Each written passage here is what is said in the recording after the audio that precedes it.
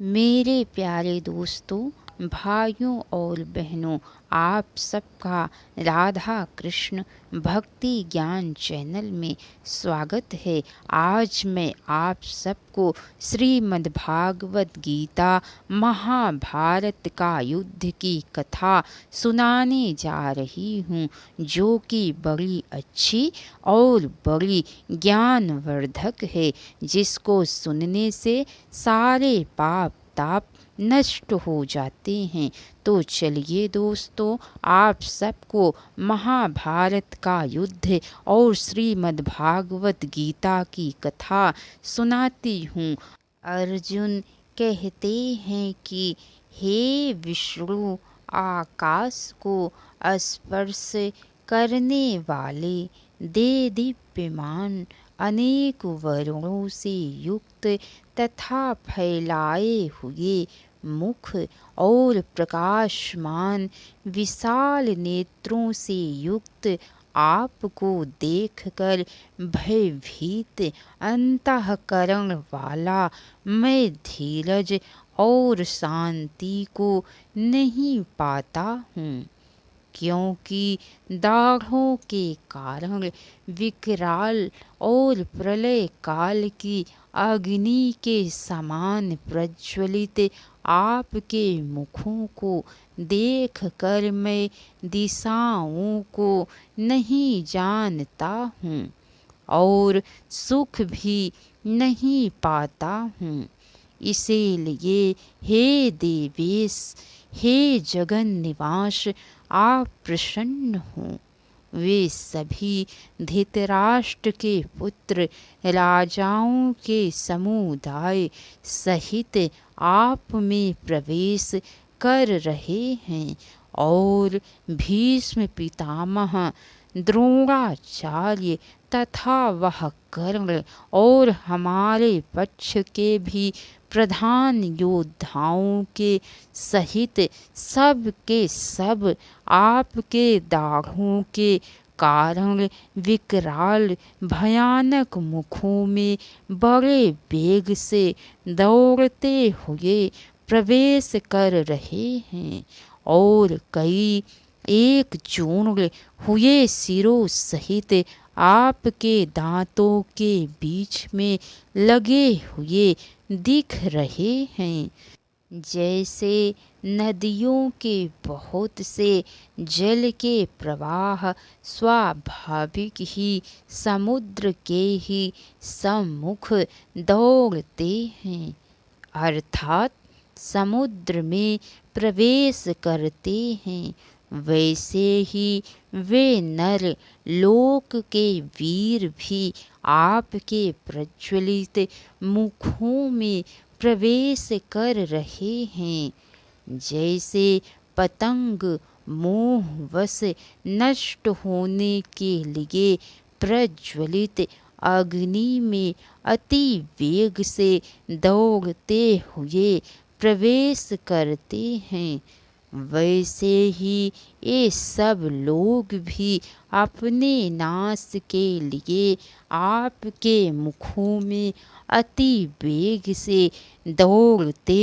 हुए प्रवेश कर रहे हैं। आप उन संपूर्ण लोकों को प्रज्वलित मुखों द्वारा ग्रास करते हुए सब ओर से बार बार चाट रहे हैं।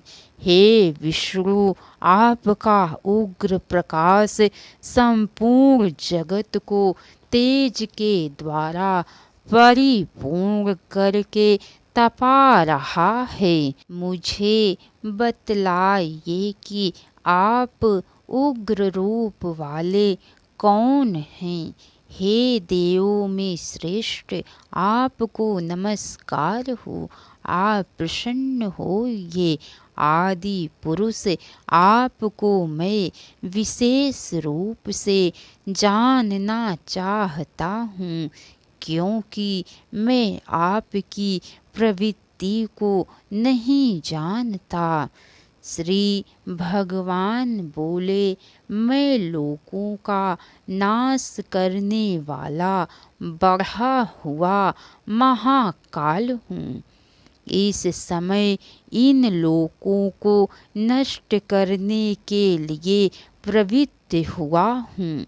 इसीलिए जो प्रतिपक्षियों की सेना में स्थित योद्धा लोग हैं, वे सब तेरे बिना भी नहीं रहेंगे, अर्थात तेरे युद्ध ना करने पर भी इन सब का नाश हो जाएगा। अतएव तू उठ, यश प्राप्त कर और शत्रुओं को जीत कर धन धान्य से संपन्न राज्य को भोग। ये सब शूरवीर पहले ही से मेरे द्वारा मारे हुए हैं।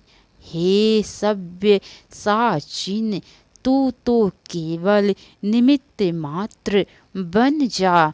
द्रोणाचार्य और भीष्म पितामह तथा जयद्रथ और कर्ण तथा और भी बहुत से मेरे द्वारा मारे हुए शूरवीर योद्धाओं को तू मार। भय मत कर, निसंदेह तू युद्ध में बैरियों को जीतेगा, इसीलिए युद्ध कर। संजय बोले, हे केशव, भगवान के इस वचन को सुनकर मुकुटधारी अर्जुन हाथ जोड़कर कांपता हुआ नमस्कार करके फिर भी अत्यंत भयभीत होकर प्रणाम करके भगवान श्री कृष्ण के प्रति गदगद वाणी से बोले। अर्जुन बोले, हे अंतर्यामिन, यह योग्य ही है कि आपके नाम, गुण और प्रभाव के कीर्तन से जगत अति हर्षित हो रहा है और अनुराग को भी प्राप्त हो रहा है, तथा भयभीत राक्षस लोग दिशाओं में भाग रहे हैं और सब सिद्ध गणों के समुदाय नमस्कार कर रहे हैं।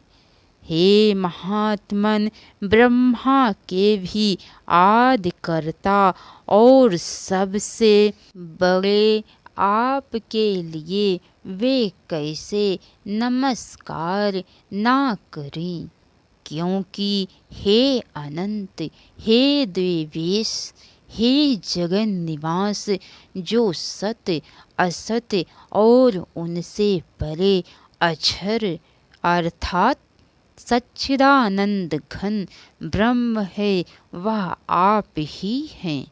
आप आदि देव और सनातन पुरुष हैं। आप इस जगत के परम आश्रय और जानने वाले सब तथा जानने योग्य और परम धाम हैं। हे अनंत रूप, आपसे यह सब जगत व्याप्त अर्थात परिपूर्ण है। आप वायु, यमराज, अग्नि, वरुण, चंद्रमा, प्रजा के स्वामी ब्रह्मा और ब्रह्मा के भी पिता हैं। आपके लिए हजारों बार नमस्कार नमस्कार हो। आपके लिए फिर भी बार बार नमस्कार नमस्कार है। हे अनंत सामर्थ्य वाले, आपके लिए आगे से और पीछे से भी नमस्कार है। हे सर्वात्मन, आपके लिए सब ओर से ही नमस्कार हो, क्योंकि अनंत पराक्रमशाली आप समस्त संसार को व्याप्त किए हुए हैं, इससे आप ही सर्वस्वरूप हैं। आपके इस प्रभाव को ना जानते हुए आप मेरे सखा हैं, ऐसा मानकर प्रेम से अथवा प्रमाद से भी मैंने हे कृष्ण, हे यादव, हे सखे, इस प्रकार जो कुछ बिना सोचे समझे गलत कहा है, और हे अच्युत, आपसे जो मेरे द्वारा विनोद के लिए विहार, शय्या, आसन और भोजनादि में अकेले अथवा उन सखाओं के सामने भी अपमानित किए गए हैं, वह सब अपराध अप्रमेय स्वरूप अर्थात अचिंत्य प्रभाव वाले आपसे मैं क्षमा करवाता हूँ। आप इस चराचर जगत के पिता और सबसे बड़े गुरु एवं अति पूजनीय है। हे अनुपम प्रभाव वाले, तीनों लोकों में आपके समान भी दूसरा कोई नहीं है, फिर भी अधिक तो कैसे हो सकता है।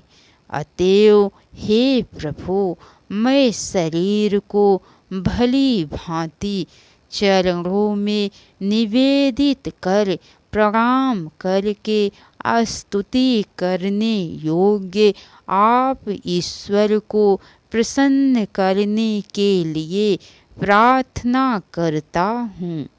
हे देव, पिता जैसे पुत्र के, सखा जैसे सखा के, और पति जैसे प्रियतमा पत्नी के अपराध सहन करते हैं, वैसे ही आप भी मेरे अपराध को सहन करने योग्य हैं। इसके आगे की कथा दोस्तों आप सबको कल सुनने को मिलेंगी।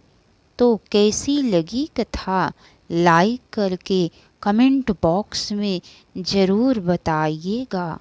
अगर हो सके तो एक बार शेयर भी ज़रूर कीजिएगा।